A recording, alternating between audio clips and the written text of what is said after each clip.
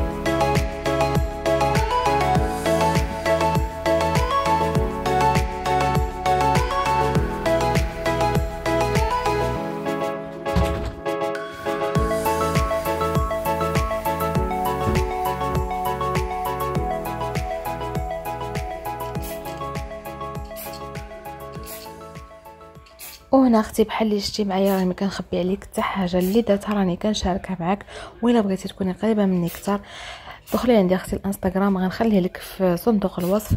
هنا اختي المرحله اللي كنموت وكنحماق عليها من بعد ما كنضربها بواحد الفركه للدار وكنجمع هي التعطير. ضروري التعطير كتبقى الريحه غزاله في الدار وهكا منعشه صافي. من بعد اختي دزت لغديوتي، كنت ديجا درت شويه ديال الدجاج مع بصيله والثومه والعطريه، راكم عارفين كلشي كيعرف يطيب الطاجين، درتو متقله واحد شويه.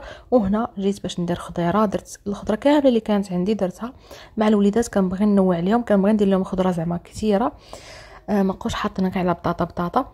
وهنا تشهيت اختي ديك فليفله شويه هكا كتعطي واحد البنه واعره للطاجين ولا الكوكوط، فاش ما درتوها كتجي واعره درتها هكذا بالفوق وصافي. درت واحد الخويط ديال زيت البلديه. البنات شوفوا عندكم تكونوا كديروا خضره بلا ما تشرملوها بالعطريه، كتجي باسله. ديروا الخضره ديالكم اللي غادي تخضروا بها الطاجين، ديروا فيها ديما العطريه، وعاده ديروها في طاجين كتعطي واحد البنه زوينه ملي كطيب.